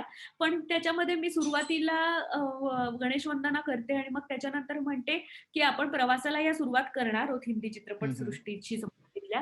पण ते कथ्थकशी संबंधित असल्यामुळे मुळात कथ्थक काय आहे हे तुम्हाला सांगणं गरजेचं आहे असं मला वाटतं. आणि म्हणून एक बरोबर. छोटीशी झलक बघूया म्हणून मी प्युअर ताल प्रेझेंटेशन आधी 10 मिनिटं करते. म्हणजे लोकांना आल्यावरती मॅक्सिमम प्युअर गोष्टींचं बंदिशी कशा दाखवता येतील. मी एक कजरी नाचते नहीं आये घनश्याम घेरी आई बदरी बसून करायचा अभिनय. तो माझा 8 मिनिटाचा अभिनय आहे, ज्याच्यामध्ये विरहिणी येते कारण तो आला नाही म्हणून तिला दुःख होतंय. हं, हं. आणि ते करतानाच मी त्याला जोडून मी "रैना बीती जाए शाम ना आए" हे गाणं हं. करते. आणि ते 2.5 मिनिटं आहे आणि हे 8 मिनिटं आहे. पण ते दोन्हीचं मिळून लोकं विसरून जातात, की किती वेळाचं काय होतं. पण म्हणजे तुम्हाला मी प्युअर जास्त दाखवते हे तुमच्या लक्षातच येत नाही. पण हं, हा हं. माझा एक प्रयत्न आहे, की जो मला स्वतःला असं वाटतं, की त्याचा रिस्पॉन्स खूप चांगला मिळतोय आणि जास्तीत जास्त लोकांपर्यंत कथक लोकप्रिय व्हायला विथआऊट डायल्युटिंग इट्स हं, काय हं. म्हणू आपण किंवा त्याचे जे काही सगळे नॉर्म्स आहेत, त्याच्यामध्ये कुठेही तेच हे न करता, कॉम्प्रोमाईज न करता, अगदी शास्त्रोक्त गोष्टी ठेवून सुद्धा जास्तीत जास्त लोकांपर्यंत पोहोचवायचा असे वेगवेगळे प्रयत्न चालू आहेत. अगदी, अगदी बरोबर. असाच एक वेगळा प्रयत्न म्हणजे एक तू तुझ्या सोशल मीडियावर म्हणजे Facebook किंवा Instagramवरनं बैठक म्हणजे बैठ्या नृत्यशैली छोट्या-छोट्या क्लिप्स टाकत असते. तर त्या खूप हो. इंटरेस्टिंग असतात. म्हणजे तू कधी कविता घेतेस किंवा कधी छोटंसं गाण्यातलं एखादं कडवं घेतेस. तर ते नुसतं बसून ही जी सादर केली जाते, हे काय आहे? म्हणजे ह्याच्याबद्दल काय सांगशील? आह, नाही मी असं हे ॲक्चुअली मी लॉकडाऊनमध्येच केलेला विचार आहे, की मला असं हं, हं. वाटलं, की 1 मिनिटाचा Instaवरचा स्पॅन असतो. सो मी हं, हं. करू शकते IGTV किंवा रील किंवा अजून काही दुसरं काही जर करायचं असेल तर. पण मला तसं नव्हतं करायचं. मी म्हटलं, की लोकांचा आत्ताचा एकूण सुद्धा पेशन्स बघता लोकांना फार 3-4 मिनिटाचं बघण्यात फार इंटरेस्ट नसतो. आणि अगदी. एका मिनिटात मी माझं परिणामकारक कसं काय दाखवू शकीन किंवा काय? नाहीतर त्यांच्या हातातच हे स्क्रोल कधीही करू शकतात. त्यांच्या हातातली गोष्ट आहे ती. त्यांना जर ते कनेक्ट नाही हं, हं. झालं तर किंवा काय असं. सो माझ्यासाठी हा चॅलेंज होता, की कुठलीही स्टोरी मांडताना ती एका मिनिटात संपली पाहिजे. आणि तरीही मला वेगवेगळ्या स्टोरीज मांडायची इच्छा होती ना, की फक्त काय म्हणू आपण शृंगार म्हणजे नटणं, मुरडणं ते कितीही दाखवू शकतो डान्सर म्हणून. पण मला तसं नव्हतं करायचं. सो मग मला एक ती हळू वेगवेगळा मी विचार करायचे, की काय करता येईल, काय करता येईल? मग मला त्याच्यात ती रोज नावाची मी एक कॉन्सेप्ट केली, ज्याच्यामध्ये एक गुलाबाचं फूल असतं. तर ते प्रत्येक स्टेजवरती फुल तेच असतं, पण प्रत्येक स्टेजमधल्या बाईला त्याचा अपीअरन्स कसा होतो, की पहिली छोटी मुलगी खिडकी उघडते, तिला फुल दिसतं तर ती एक्सपिरियन्स नसते. तर ती हं, घाईघाईत हं. एक्साइटमेंटमध्ये पटकन तोडायला जाते, की कोणी घ्यायच्या मला सापडलं असं. तर तिला काटा टोचतो. हं, आणि हं. मग दुसरी तरुण मुलगी असते, तर ती उघडून बघते, तर तिला गुलाबाचं फुल दिसतं. मग ती ते हळूच अलगद काढते. काढतानाच तिला तिचा प्रियकर दिसतो. मग ती स्वतःच्या गालावरनं ते फिरवून फिरवून त्याच्या अंगावर हं, टाकते. हं. मग तिसरी जी असते ती प्रॉपर गृहिणी जिला सगळं सगळ्यातनं गेलेली एक्सपिरियन्स्ड अशी असते. तर म्हणजे काय म्हणू आपण 30शीतली किंवा 40शीतली अशी. तर मग ती त्या फुलाकडे बघते, तर तिला आनंद होतो, की आलं बाबा नेहमीसारखं. मग ती ते बरोबर काटे 2 बाजूला करते, ते काढते असे, ते काढते. ते ती खोचते आणि परत पोळ्या करायला सुरुवात करते आणि फक्त तिला आनंद झाला, की आहे बाबा आपलं फुल आलेलं आज. जसं पाणी घालतो. आणि शेवटची आजी दाखवली होती, की तिला ते दिसत पण नाही आलंय, की नाही म्हणून ती चष्मा घालून बघते आणि मग तिला कळतं हा आलंय. मग तिला ते असं तोडायचे त्राण नसतात, तर ती कात्री घेऊन थरथरत कात्रीने कापते आणि तिचं प्रयोजन काय तर ती देवासमोर अर्पण करते, की आता पुढचं सगळं माझं ठीक होऊन जाऊ दे. सो अशा पद्धतीचे छोटे-छोटे केलेत किंवा एक मी पिया तोरा कैसा अभिमान ट्रॅक वापरला होता, ज्याच्यावरती मी असं दाखवलं होतं मुलीचा जन्म होतो म्हणून वडील बघायलाच तयार नाहीत मुलीचा चेहरा आणि हं, निघून हं. जातात. ती पण ती सांगते त्यांना, की तुमच्या सारखीच दिसते अगदी बघा, घ्या ना एकदा तरी. आणि तो न घेता निघून जातो. तर ती म्हणते, "यात कसला अभिमान आहे तुझा? की म्हणजे कुठनं इगो येतो हा?" अशा हं. पद्धतीचा तो केला होता. दुर्गा आत्ताची, तर मी एरवी दुर्गाच्या माझ्याकडे खूप माझे वेगवेगळे कथकमधले कविता आहेत. पण मला आत्ताच्या मुलींना रिलेट करायचं होतं. म्हणून मी साधं असं दाखवलं होतं दुर्गामध्ये, की एक कॉलेजमधली मुलगी असेल किंवा ऑफिसमधली असेल, काही तुम्हाला जे समजायचं ते समजा. तिला डिफिकल्टी येते म्हणून ती विचारते, "येऊ का?" ती त्यांना विचारायला लागते, तर ते तिच्या हातावर हात ठेवतात. मग ती फक्त हात काढते. मग तिच्या खांद्यावर त्यांचा हात येतो. मग तो ती बाजूला करते आणि मग ते काहीतरी तिला म्हणतात, तर तिला त्याचा त्रास होतो आणि ती पळून जाते. हं. म्हणजे पळून जाते त्या सिच्युएशनमधनं घाबरून लपते आणि मी मुद्दामून असं लपून तिथे टिकली लावली होती, which is just a symbol of strength म्हणजे पॉवर. कारण दुर्गा आणि ती लाल टिकली लावून जेव्हा ती येते, तेव्हा ती परत ती विचारते त्यांना, की असं काहीतरी आणि ते तिला असं गालाला काहीतरी करायला जातात आणि ती त्याचा हात पकडते. आणि फक्त हात पकडून सोडतच नाही. डोळ्यातनंच फक्त त्याच्याकडे धारदार बघत राहते. इतकं तिच्या डोळ्यात ताकद असते, की त्याचा हात तो झटका-पटका करण्याच्या ह्याच्यातनं शेवटी तो गिव्ह अप केलेला हात कळतो तिला. म्हणजे समोरच्याची शक्ती ह्या हातातनं संपली आहे आणि मग ती तो हात सोडून देते. मग तो हात बाजूला जातो आणि ती फक्त त्याला नाही सांगते. सो हं. असं मी काय-काय वेगवेगळे ट्राय केलं आणि मला फार मज्जा आली त्याच्यामध्ये. सो अजूनही चालूच आहे वेगवेगळं आता मध्ये 2-3 वेगळे कार्यक्रम्स आणि असाइनमेंट्स होत्या. त्याच्यामुळे मग अजून परत आता मी तिथे वळली नाहीये त्या गोष्टीकडे. पण हे माझे रिकाम्या वेळातला छंद आहे, पण जो माझ्या डान्सला समृद्ध करतो. अगदी, अगदी बरोबर. कारण खूपच छान ते सादरीकरण होते आणि मी सोशल मीडियावरच्या कमेंट्सही बघितल्या. सगळ्यांना खूप आवडलेल्या होत्या. तुझ्याकडनं आणखीन ते खूप करा असंच सगळ्यांच्या रिक्वेस्ट तिथं बघायला मिळाल्या होत्या. तर आता मला आता असं शेवटाकडे आपण आलेलो आहोत आता. तर मला असं विचारायला आवडेल, की आता तू पुढं काय घेऊन येणार आहेस? तू कुठल्या माध्यमातून नवीन तुझे काय प्लॅन आहेत? अ, मी तुला म्हटलं तसं सचिन, की डान्स मॅक्सिमम लोकांपर्यंत पोहोचवायचा प्रयत्न हं, माझा हं. शेवटपर्यंत राहील, की तो लोकप्रिय व्हावा, जास्तीत जास्त मासेसपर्यंत पोहोचावा असा. आणि दुसऱ्या दृष्टिकोनातनं खरंच मनापासून सांगायचं ना, तर की मी माझं आयुष्य प्लॅन नाही करत. प्लॅन नाही करत म्हणजे मी डान्स करत राहते. हं, डान्स हं. सोडायचा नाहीये आणि रियाज करत राहायचा आहे. रियाजातनंच मला आपणहून एकातनं एक प्रोग्राम्स येतात. तो प्रोग्राम सुंदर झाला तर दुसरा मिळतो ऑब्व्हियसली. तुम्ही जर त्याच्यात 100% दिलं असेल तर एकातनं एक असं आत्तापर्यंत तरी माझं आयुष्य असं एकदम त्या एका गोष्टीचं चांगलं झालं म्हणून त्यातनं दुसरं आलं, त्यातनं तिसरं आलं. मला नेहमी असं वाटतं, की तुम्ही तुमचं 100% दिलं असेल कुठल्या गोष्टीमध्ये तर ते क्लिक होतं आणि तुम्हाला त्यातनं अजून मिळत राहतं. सो मला माहीत नाही, की मी अजून काही प्लॅन नाही केलेलं पुढचं असं करत राहायचं एवढंच आत्ता कारण कसलीच शाश्वती नसल्यामुळे आणि कुठले प्रोग्राम्स असे लाईन्ड अप पण नसल्या कारणाने अनफॉर्च्युनेटली. सो आत्ता तसं प्लॅन करणंही गरजेचं नाहीये. सो बघू आता आधी मुळात सगळ्यांची लाईफस्टाईल सुरळीत परत होऊ दे. हे जे आपण आता सगळेजण 4 भिंतींमध्ये सॅनिटायझेशन सारखं करून मास्क लावून वगैरे हिंडतो हे सगळं नॉर्मल होणं गरजेचं आहे. आता आपल्या फ्युचर प्लॅन्स पेक्षा सुद्धा अगदी. In general personal future plans पेक्षा सुद्धा इन जनरल सोशल लाईफ रोजचंच हं, हं, हं. रुटीन सगळं किंवा काय जे काय आहे ते इन जनरल आपली पूर्ण सृष्टी, अर्थ हेच सुरळीत नीट परत सगळं होऊन जाऊ दे सगळेजण. मग त्याच्यातनं परत पुढचा सगळा विचार करता येतो. पण मी असं कधी प्लॅन केलं नाही माझं आयुष्य. सो जे आलं त्याच्यावरती झोकून दिलं आणि 100% करत राहिले, तसंच पुढे पण करत राहीन कुठलीही गोष्ट. मग मी चीफ गेस्ट म्हणून कुठे गेले, भाषण जरी द्यायचं असेल तरी मी प्रामाणिकपणे I make it a point की मी नुसतं हाय, हॅलो, न करता त्याच्यापेक्षा काहीतरी वेगळं देईन. 4 गोष्टी लोकांना माझ्याकडनं मिळतील त्या ऐकून त्यांना घरी गेल्यावर असं वाटेल परत एकदा विचार करावा, की "अरे हो, ती असं बोलली." तर असं काहीतरी काही का होईना पण असं कायम समोर आलेल्या गोष्टींमध्ये झोकून देणं स्वतःला आणि होल हार्टेडली करणं. हे हं, मी हं. करत आले सो मला वाटतं मी तेच करत राहीन शेवटपर्यंत आणि शेवटपर्यंत डान्स करत राहीन. मग तो 4 भिंतीत असेल तरी, स्टेजवर असेल तरी मला आनंदच आनंद आहे किंवा माझ्या खिडकीच्या समोर मोबाईल ठेवून 1 मिनिटाचा व्हिडिओ असला तरी. मी कायम माझ्या त्या खिडकीत ठेवते तो मोबाईल आणि सेल्फी असतात सगळे माझे. मी कोणाला सांगत पण नाही माझा करा म्हणून. हं, सो हं, हं. आपलं-आपलं एकदम चालू राहतं. सो मला सगळ्यात आनंद आहे. कारण तुम्हाला रोजच्या रोज दिवसामध्ये जर क्रिएटिव्हिटी काहीतरी घडणार असेल, हं, काहीतरी हं. नवीन सापडणार असेल, तुमचा दिवस आनंदी बनतो आणि छोट्या-छोट्या गोष्टीत आनंद शोधायला मी शिकली. सो मला आणि डान्सनी शिकवलंय मला. मे बी असं पण असेल किंवा माझ्या गुरूंनी ती नजर दिली आहे मला. सो मला असं आज आकाशामध्ये वेगळी छटा आली संध्याकाळच्या वेळेला तरी खूप आनंदच मिळतो आणि माझा दिवस छान जातो. कुंडीत वेगळं फुल उमललं, कुंडीत जास्त फुलं उमलली, तरी मला आनंदच असतो. सो त्या छोट्या-छोट्या गोष्टीत प्रत्येकानेच मला वाटतं आनंद शोधला ना, तर तुमचं जीवन फार सुंदर होऊ शकतं.